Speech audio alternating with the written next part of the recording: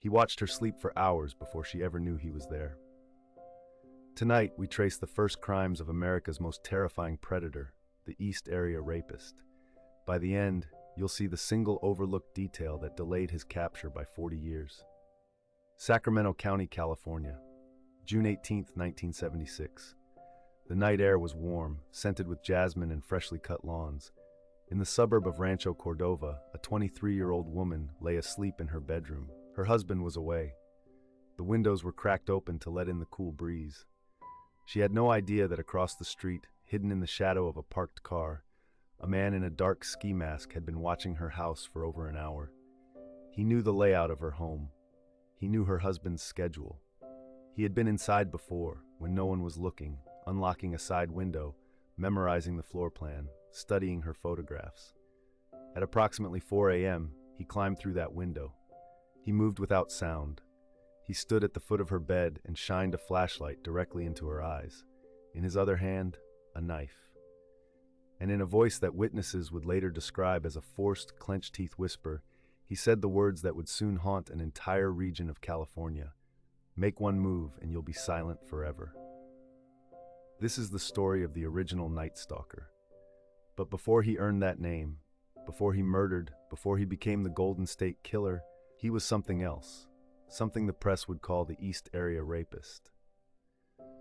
And tonight, we go back to the beginning, to the first crimes, to the first victims, to the first mistakes, and to the question every investigator would ask for the next 40 years. How did one man terrorize an entire state and vanish into the dark for decades? Welcome back to Dark Cases. To understand the East Area Rapist, you first have to understand the place where he was born, criminally speaking. Sacramento in 1976 was a city in transition. The suburbs east of the river, communities like Rancho Cordova, Carmichael, Citrus Heights, and Del Dare, were filled with new tract housing, young families, aerospace engineers working at nearby Mather Air Force Base, and a culture of front doors left unlocked and sliding glass doors propped open in the summer heat.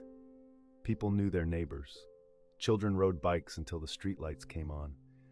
It was, by every measure, the kind of place where nothing terrible was supposed to happen. That illusion ended on the night of June 18th. The first attack, the one we now consider the inaugural strike of the East Area Rapist's reign, took place on La Riviera Drive. The victim was a young housewife. The intruder had clearly cased the home for days, possibly weeks. He brought with him pre-cut lengths of shoelace, which he used to bind her wrists behind her back in a specific double-loop knot that investigators would soon learn to recognize. He blindfolded her. He ransacked drawers for a few low-value items, mostly coins and trinkets, suggesting that theft was a cover, not a motive. And then he assaulted her. The attack lasted hours. Between assaults, he would leave the bedroom and pace through the kitchen. The victim could hear him eating food from her refrigerator. She heard him crying at one point, sobbing in the dark, then composing himself, then returning. This pattern, the eating, the crying, the prolonged occupation of the home, would become his signature. He was not in a hurry, he was not afraid, he was savoring it.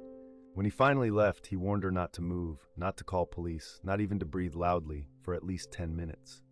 She waited.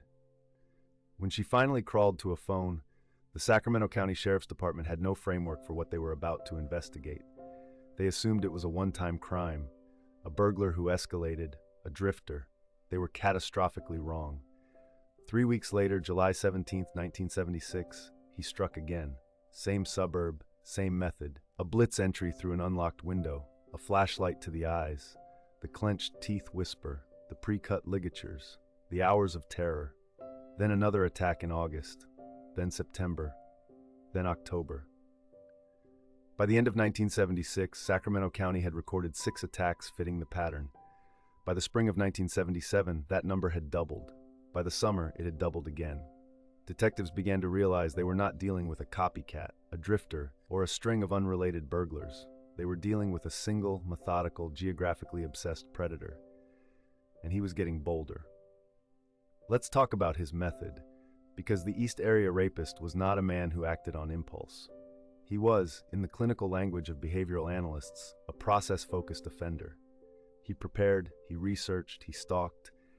Investigators eventually pieced together that before each attack, he would spend days, sometimes weeks, prowling the target neighborhood at night. Residents began reporting strange occurrences in the months leading up to attacks. Phones ringing at odd hours with no one on the line. Hang-up calls. Sometimes whispered breathing. Dogs barking at nothing in the early morning hours. Strange footprints in backyard flower beds. Side gates left ajar that homeowners swore they had closed. Items inside homes that had been subtly moved. Photographs turned face down. Jewelry rearranged in drawers. He was entering homes while families slept, performing what profilers later called pre-attack reconnaissance. He was learning the geography of their lives. He often disconnected outside porch lights by unscrewing the bulb slightly. He sometimes disabled telephone lines by cutting them at the side of the house. In at least one case, he unloaded a homeowner's revolver and placed the bullets in a drawer on the other side of the bedroom, then returned days later to attack. He wanted them helpless before he ever stepped through the window. Now consider what that means. This was not a man overwhelmed by sudden urges. This was a man who plotted, who rehearsed, who got pleasure from the planning as much as the act itself, and the eating. We cannot overlook the eating. In nearly every attack, he raided the refrigerator. He ate leftovers. He drank beer from the fridge. In one Rancho Cordova home, he made himself a sandwich and ate it standing in the kitchen while the bound victim listened from the bedroom, terrified that he was preparing to return. In another case, he ate ice cream directly from the carton, then placed the carton back, leaving the spoon on the counter. Investigators believed this was psychological, a way of asserting dominion over the household. He was, in his own twisted internal logic, the man of the house now. He used their towels. He drank from their cups. He wore the husband's clothes in some cases. He spoke to the victims about their lives, their husbands, their families, using details he could only have known from days of surveillance. By the late summer of 1977, the East Area Rapist had committed over 20 attacks in Sacramento County, and the sheriff's department was in crisis. A task force had been formed. Citizens were arming themselves. Gun sales in Sacramento spiked. Self-defense classes for women filled to capacity. Local news anchors warned residents nightly to check their locks, their windows, their phone lines. And then in October 1977, the case took a turn that would change everything. Until that month, every victim of the East Area Rapist had been a woman either alone or with children. Investigators noted this pattern and assumed, somewhat reasonably, that he avoided households with adult men. Sheriff's deputies began publicly suggesting that women living alone were the primary risk. One sergeant at a community meeting in the suburb of La Sierra made a now infamous remark. He told a packed auditorium that the East Area Rapist was a coward who would never attack a couple, never confront a man, and that the average male homeowner had nothing to worry about. A man in the audience reportedly stood up and shouted something dismissive about the situation.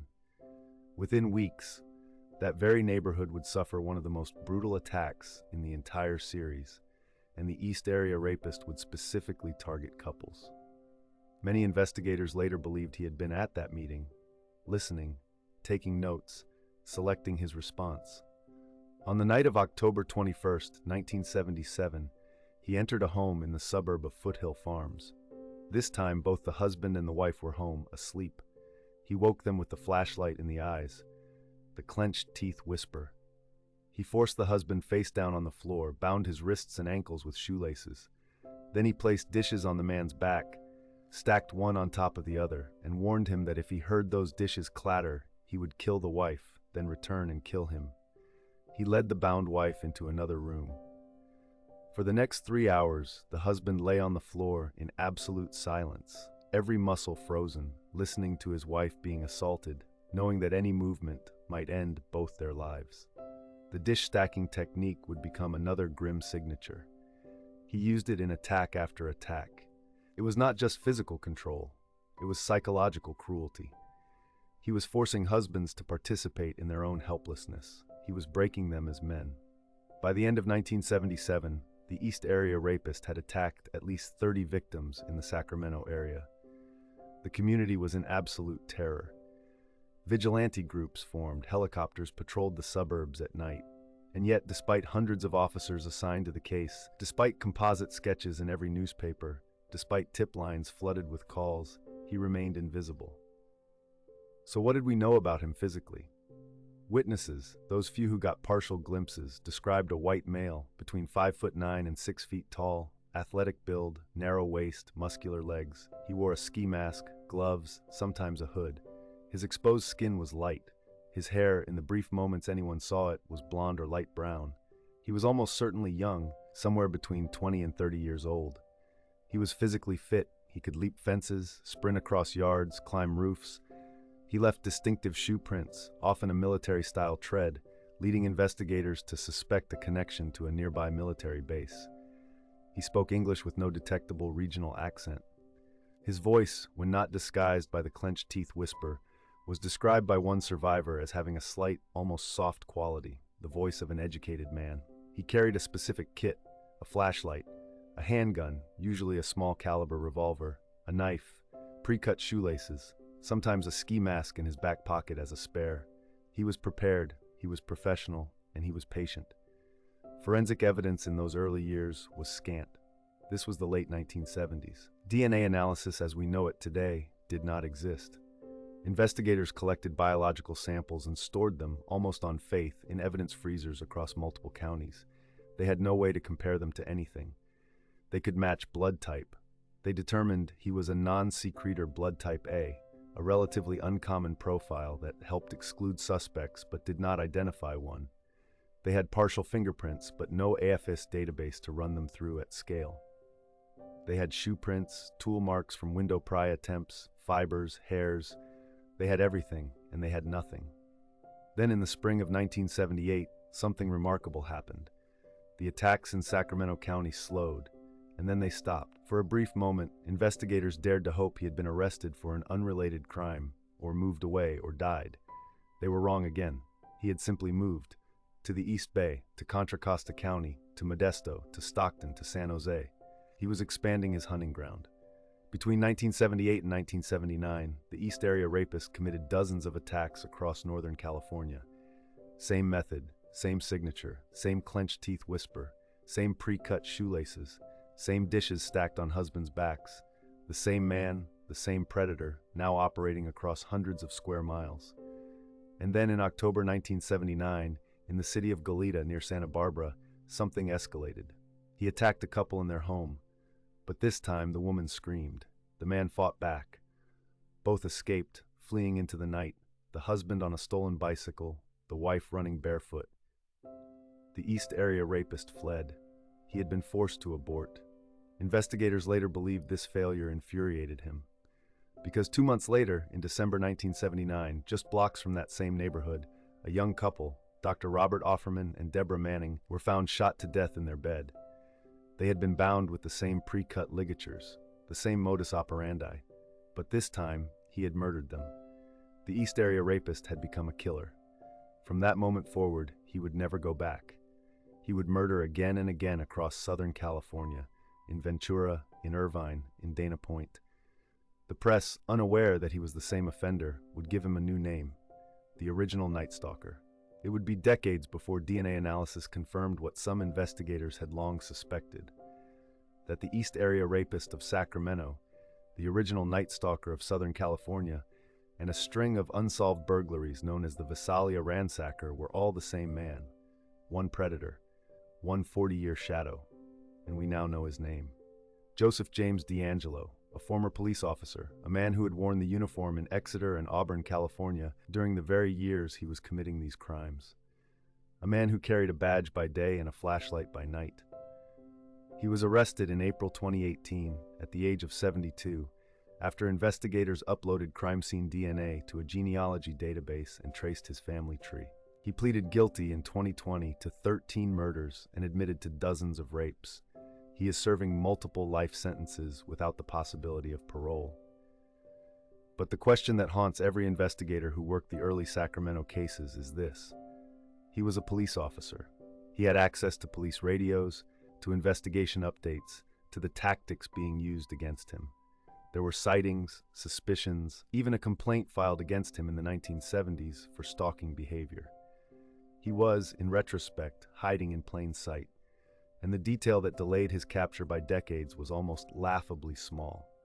In one of his earliest Sacramento attacks, he dropped a piece of paper, a homework assignment, in handwriting that investigators could not match. It sat in evidence for 40 years. When D'Angelo was finally arrested, analysts compared that handwriting to his own writing from his police academy days. It was a match. He had been carrying his own school notes when he committed one of his first rapes. A single sheet of paper, filed away for a generation. The key to a case that destroyed hundreds of lives. The East Area Rapist's first crimes were not the work of a monster who appeared from nowhere. They were the work of a man who studied, planned, and rehearsed his cruelty for years before anyone realized he existed. He walked the same streets as his victims, he ate from their refrigerators, he learned their husbands' schedules. He was, in the most chilling sense, their neighbor, and for 40 years, he walked free. If this story chilled you, hit that subscribe button and ring the bell. We have dozens more cases like this, waiting in the shadows. Tell me in the comments which forgotten case you want me to investigate next. And remember, the darkness only wins when we stop looking. Stay vigilant, stay curious. I'll see you in the next case.